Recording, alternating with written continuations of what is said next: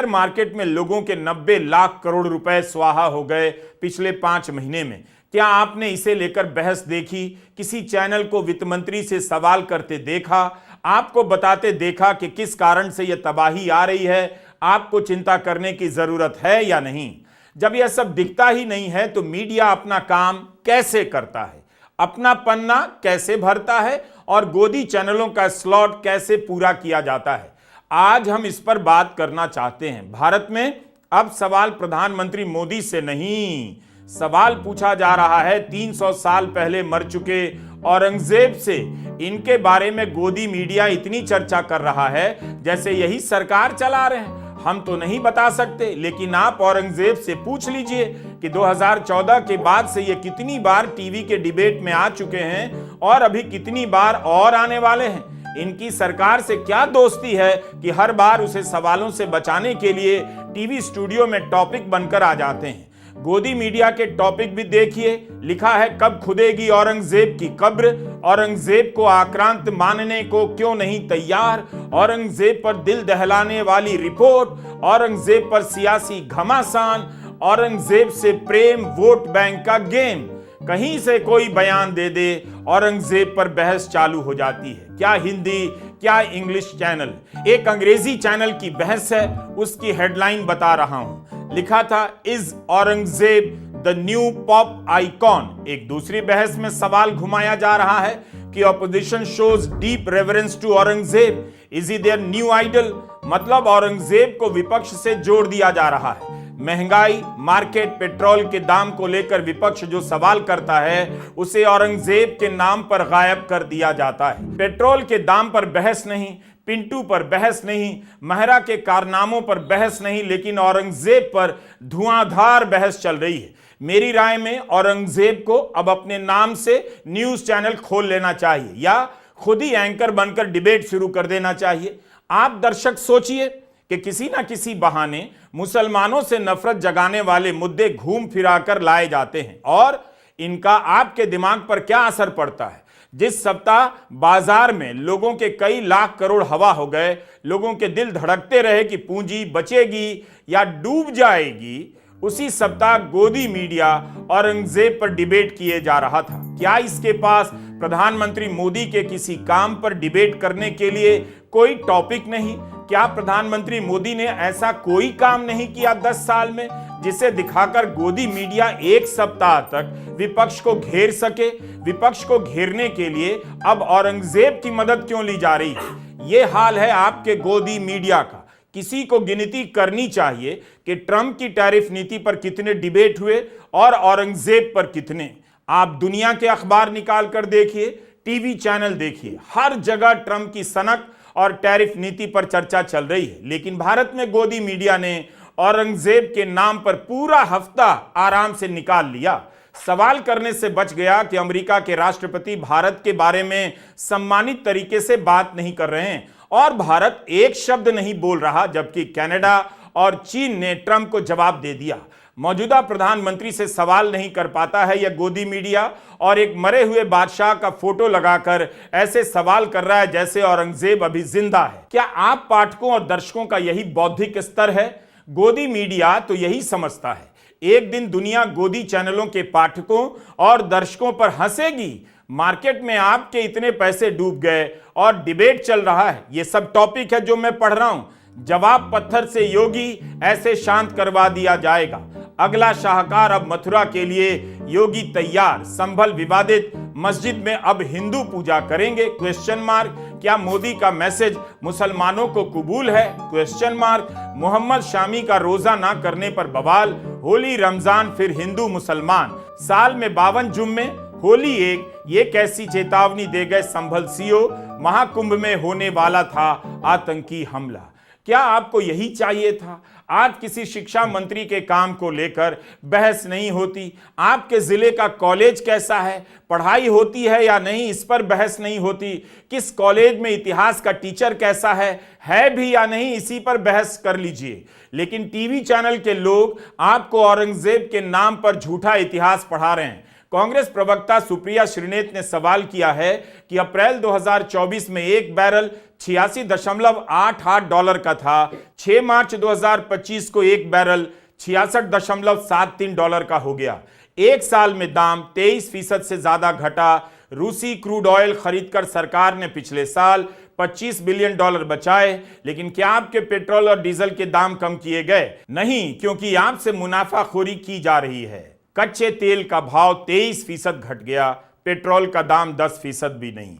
Income tax अधिकारियों को यह पावर दिया जा रहा है कि वे सोशल मीडिया अकाउंट भी देख सकेंगे, ईमेल के पासवर्ड भी आपको उन्हें देना होगा। निजता पर, प्राइवेसी पर इतना बड़ा खतरा आने वाला है और चर्चा नहीं। आरटीआई कानून को कमजोर किया जा रहा है, खत्म किया जा रहा है, कोई चर्चा नहीं होती। यह मीडिया आपको किस भारत के लिए तैयार कर रहा है, किस अंधेरे में ले जा रहा है, कम से कम इतना तो सोचा कीजिए। The new income tax law proposes that the tax official should have access to your emails, should have access to your social media, should have access to your bank accounts, should have access to your trading accounts. So what happens? They have access to your email, they read all your private conversations. They have access to your social media, they know exactly what you're posting, who you're engaging with, what your preferences politically or otherwise are. They have access to your bank accounts, they have every information on how much money you're making and how you're spending it. They have access to your trading accounts. They know what your financial footprint is, where you're investing, how you're investing, how much you're investing. I don't know if you find with this. I am certainly one who's not. I mean, for all of us who protect our emails with passwords and things like that, then let's put it all in the public domain. Because this is nothing but the government trying to enter into our lives surreptitiously. This is nothing but the government trying to take control through the back door entry. This is nothing but the government trying to make India a surveillance state. And I'm not fine with it. Because we've already seen how driven by vendetta politics this particular government is, the Modi government is. They weaponize ED, CBI and income tax, not just against their political opponents, to crush activists or students, but anybody who has a difference of opinion. क्या आपको जरा भी संदेह नहीं हुआ कि प्रधानमंत्री नरेंद्र मोदी अनंत अंबानी के निजी वनतारा की तारीफ कर रहे हैं? उस वनतारा को लेकर लोग सवाल कर रहे हैं, लेकिन प्रधानमंत्री के ट्वीट करते ही फिल्म स्टार से लेकर क्रिकेट खिलाड़ी के भी ट्वीट कैसे आने लग जाते हैं? क्या ये सारे अभिनेता और खिलाड़ी प्रधानमंत्री के हर ट्वीट पर लिखते हैं? नहीं लिखते हैं। इसी ट्वीट पर इतने सारे खिलाड़ियों और अभिनेताओं ने क्यों लिखा? जनता की किसी समस्या पर तो इन्होंने लिखना कब का बंद कर दिया। लेकिन अनंत अंबानी के वनतारा की तारीफ क्या हुई? एक के बाद एक शाहरुख खान, दीपिका पादुकोण, आलिया भट्ट से लेकर आनंद महिंद्रा, सचिन तेंदुलकर, विराट कोहली और हार्दिक पांड्या का ट्वीट आ गया। इस तरह से माहौल बनाया जा रहा है और खबरों को गायब कर प्रधानमंत्री के नाम से खबर बनाई जा रही है। कब जंगल गए, कब मंदिर गए, कब सांप उठाया, कब शादी में गए। इस खबर पर कोई चर्चा नहीं कि गुजरात में 2 साल के भीतर 286 सिंह की मौत हो गई। 58 सिंह की मौत सड़क हादसों और कुओं में डूबने जैसे गैर कुदरती कारणों से हुई है। मीडिया रिपोर्ट में बीमारी से लेकर शिकार और अन्य हादसों को कारण बताया जा रहा है। यह जानकारी खुद गुजरात के वन मंत्री ने विधानसभा में दी है। फिर भी आपको इस मामले पर कोई बहस नहीं मिलेगी। लेकिन आपको इन तस्वीरों के जरिए प्रधानमंत्री को वन्य जीव प्रेमी बता दिया जाता है, मगर यह बताया गया क्या कि उनके 10 साल में वन्य जीवों की क्या हालत रही? वे एक प्राइवेट व्यक्ति के चिड़ियाघर का प्रचार क्यों कर रहे हैं? ऐसे समय में जब देश के करोड़ों लोगों का पैसा स्टॉक मार्केट में स्वाहा हो रहा है, ऐसे समय में जब मणिपुर में 2 साल से हालात आपकी नाकामियों के चलते बद से बदतर हो गए और आप वहां नहीं गए, ऐसे समय में जब अमेरिका आपके लोगों को हाथों में हथकड़ियां और पैर में बेड़ियां डाल के खदेड़ रहा है, ऐसे समय में जब अमेरिका आपके मुंह पर आपकी बेइज्जती करके आपको रेसिप्रोकल टैरिफ लगाने के लिए धमका रहा है, ऐसे समय में जब इस देश के 100 करोड़ लोगों के पास इतना पैसा नहीं है कि वो अपनी जरूरत की चीजें खरीद सके, ऐसे समय में जब मैन्युफैक्चरिंग का जो बब्बर शेर था वो दहाड़ने मिमिया रहा है, नरेंद्र मोदी जी जंगल सफारी कर रहे हैं और उसके बाद अंबानी जी के जू में जाकर शीशे के मोटे मोटे शीशे के इस पार से शेर को दुलारने पुचकारने का वीडियो बना रहे हैं। ये कोई मौज मस्ती सैर सपाटा का वक्त है। ट्रंप ने भारतीयों को बेड़ियां पहनाकर, हथकड़ियां पहनाकर भारत भेजा। इनमें से किसी से नहीं बोला गया। मीडिया ने सरकार से सवाल तक नहीं किया कि अमेरिकी सेना का विमान इस तरह से भारतीयों को लेकर भारत की धरती पर उतरा कैसे। तर्क दिए गए कि अमेरिका का कानून तोड़ा है तो वहां के हिसाब से कार्रवाई हुई है। लेकिन क्या आपको पता है कि अमेरिका ने नेपाल के 8 नागरिकों को वापस नेपाल भेजा है? इससे पहले 27 नेपाली नागरिकों को भेजा गया। 5 मार्च को आए विमान में लोगों को हथकड़ी लगाकर नहीं भेजा गया, उन्हें बेड़ियां पहनाकर नहीं भेजा गया, ना अमेरिकी सेना के विमान से भेजा गया। नेपाल के इन नागरिकों ने भी अमेरिका का कानून तोड़ा होगा, लेकिन उनके साथ वो बर्ताव नहीं किया गया जो भारत के नागरिकों के साथ किया गया। इसलिए पूछा जा रहा है कि क्या ट्रंप भारत को अपमानित कर रहे हैं? क्या वे भारत के साथ सम्मानजनक व्यवहार कर रहे हैं? ना मीडिया सरकार से पूछ रहा है और ना सरकार बोल रही है। उल्टा विदेश मंत्री एस जयशंकर लंदन के कार्यक्रम में कह रहे हैं ट्रंप की सब नीतियां भारत के अनुकूल हैं। सारे सवाल इन दिनों इन्हीं से पूछा जा रहा है जो खुद को आलमगीर कहा करते थे, जिसके बारे में नेहरू ने कहा था औरंगजेब तथा कथित महान मुगलों का आखिरी नाम, जिसने घड़ी की रफ्तार को उलट देने की कोशिश की और अपनी इस कोशिश में न केवल घड़ी की रफ्तार रोक बैठा बल्कि उसे तोड़ भी डाला। लेकिन गोदी मीडिया प्रधानमंत्री मोदी को सवालों से बचाने के लिए औरंगजेब को बहस में लाए जा रहा है और बहस में लाने के लिए घड़ी घुमाए जा रहा है। महाराष्ट्र सरकार के एक मंत्री का इस्तीफा हुआ, उस पर चर्चा इस लिस्ट में कहीं नहीं है। यही मंत्री अगर बंगाल का होता तो हर चैनल पर 7 दिन डिबेट किया जाता और बंगाल में राष्ट्रपति शासन लगाने से लेकर ममता बनर्जी का इस्तीफा मांगा जाता।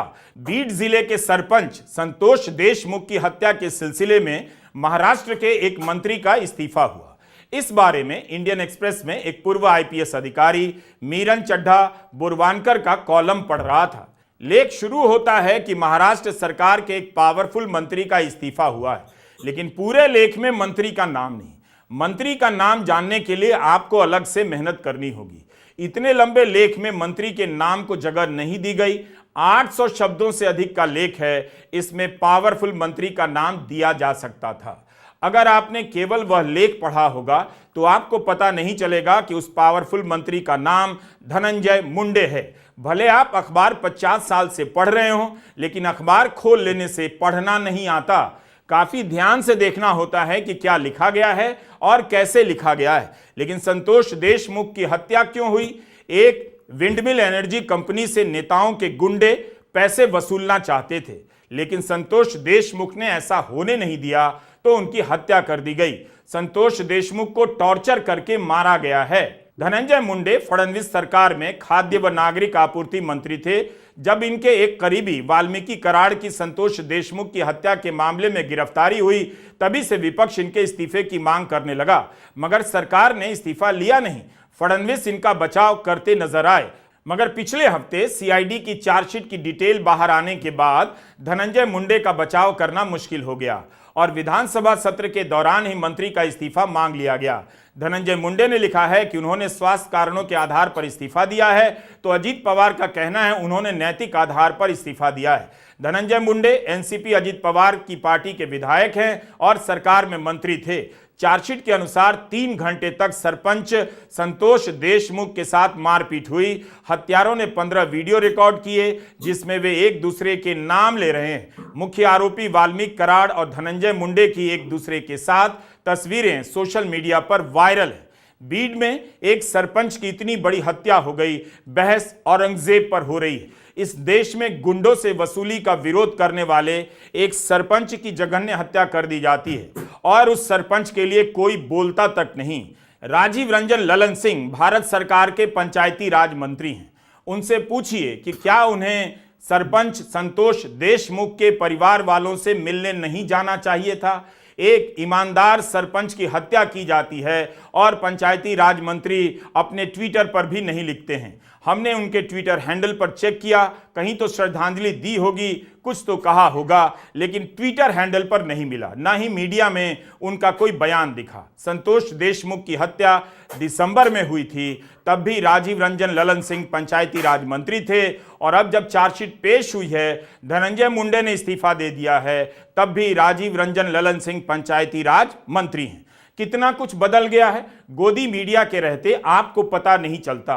एक सरपंच मार दिया गया, उसकी हत्या के कारण एक कैबिनेट मंत्री का इस्तीफा हुआ, फिर भी उस पर डिबेट नहीं। औरंगजेब पर डिबेट है। गोदी चैनल कोई एक चैनल नहीं, इसके तहत कई सारे चैनल आते हैं, लेकिन उन चैनलों पर आप देखेंगे ज्यादातर डिबेट मुसलमान विरोधी और औरंगजेब को लेकर है या गैर जरूरी मुद्दों को लेकर। पांडु